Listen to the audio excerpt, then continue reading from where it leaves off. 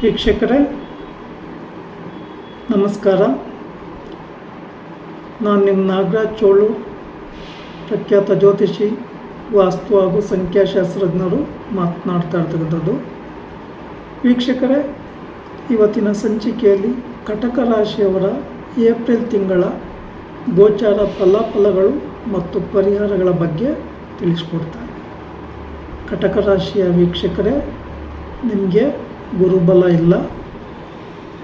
ಗುರುಬಲ ಇಲ್ಲ ಅಂತಕ್ಕಂಥ ವಿಚಾರಕ್ಕಿಂತ ಯಾವುದೇ ಕೆಲಸ ಕಾರ್ಯಗಳು ಶುಭಪ್ರದವಾಗಿ ಆಗ್ತಾಯಿಲ್ಲ.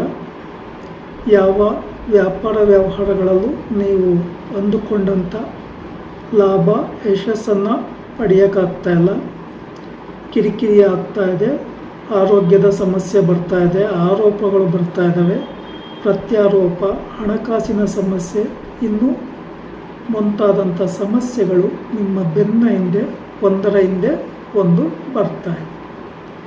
ಈ ಗುರುಬಲ ಇಲ್ಲದೆ ಇರುವ ಕಾರಣ ವಿದ್ಯಾರ್ಥಿಗಳಿಗೂ ಸಹ ಗುರುಬಲ ಇಲ್ಲ. ವಿಷ್ಣುವಿನ ದೇವಸ್ಥಾನ, ದತ್ತಾತ್ರೇಯರ ಸಾನ್ನಿಧ್ಯದಲ್ಲಿ, ಸಾಯಿಬಾಬಾ ಮಂದಿರ ಅಥವಾ ರಾಘವೇಂದ್ರ ಸ್ವಾಮಿ ದೇವಸ್ಥಾನಗಳಲ್ಲಿ ಗುರುವಾರಗಳಂದು ಹಳದಿ ಹೂವು ತೆಗೆದುಕೊಂಡೋಗಿ ಪೂಜೆ ಕೊಡ್ತಕ್ಕಂಥದ್ದು ಭಾಳ ಉತ್ತಮ. ಸಾಧ್ಯವಾದರೆ ರಾಘವೇಂದ್ರ ಅಷ್ಟೋತ್ತರ ಶತನಾಮಾವಳಿಯನ್ನು ಪಾರಾಯಣ ಮಾಡ್ಬೋದು.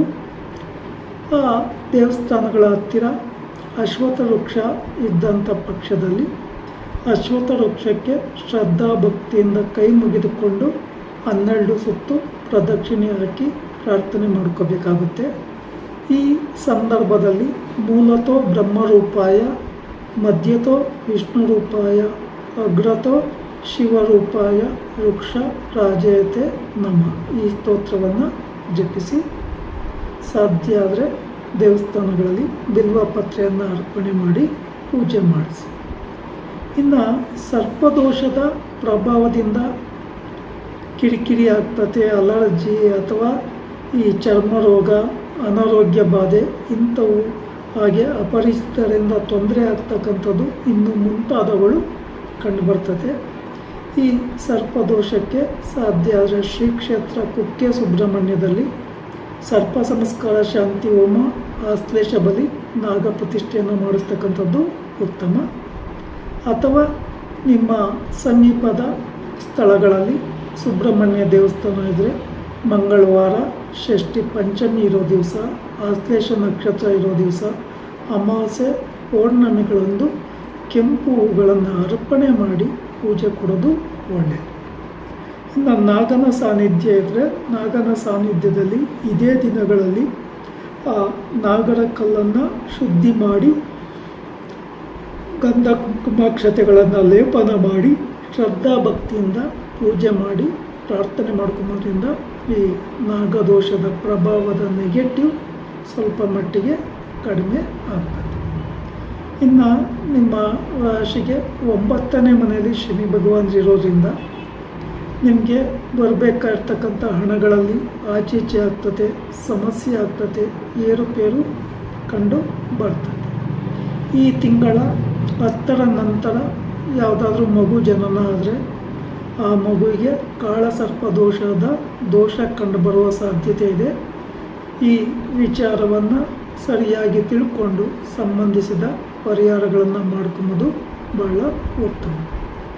ಈ ಕಟಕ ರಾಶಿಯವರಿಗೆ ಯಾವ ರೀತಿಯ ಒಂದು ರೀತಿ ಈ ನೀವು ಪ್ರಯಾಣ ಮಾಡ್ತಕ್ಕಂಥ ಒಂದು ಸಂದರ್ಭಗಳಲ್ಲಿ ಜಲ ಕಂಟಕ ಅಂತೇಳಿ ಕರೀತೇವೆ.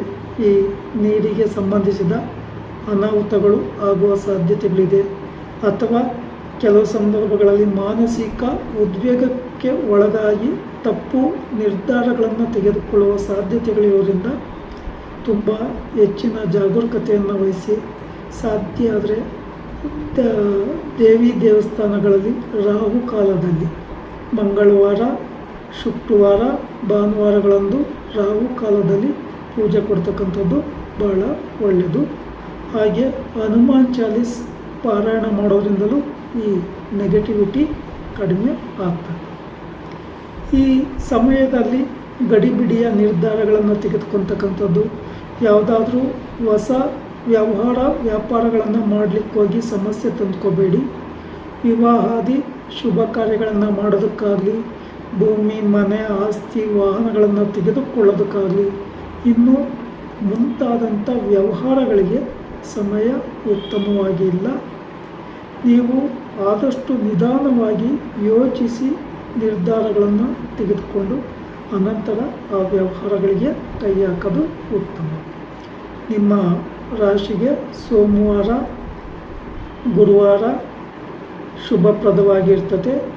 ಭಾನುವಾರವೂ ಸಹ ಶುಭಪ್ರದವಾಗಿ ಇರೋದರಿಂದ ಈ ದಿನಗಳಲ್ಲಿ ಒಳ್ಳೆಯ ಸಮಯ, ಒಳ್ಳೆಯ ಲಗ್ನದಲ್ಲಿ ರಾಹುಕಾಲ, ಯಮಕಂಡಕಾಲಗಳನ್ನು ಬಿಟ್ಟು ಇನ್ನಿತರೆ ಸಮಯಗಳಲ್ಲಿ ವ್ಯವಹಾರಗಳನ್ನು ಮಾಡೋದು ಉತ್ತಮ.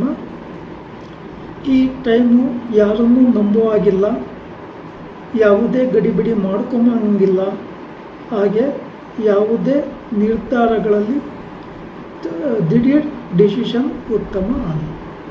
ವೀಕ್ಷಕರೇ, ಈ ವಿಡಿಯೋ ಇಷ್ಟ ಆಯಿತು ಅಂದರೆ ಲೈಕ್ ಮಾಡಿ, ಶೇರ್ ಮಾಡಿ, ಫಾಲೋ ಮಾಡಿ, ಆ ಲೈಕನ್ನು ಒತ್ತಿ, ಬೆಲ್ಲೈಕನ್ ಒತ್ತಿ. ನಮಸ್ಕಾರ.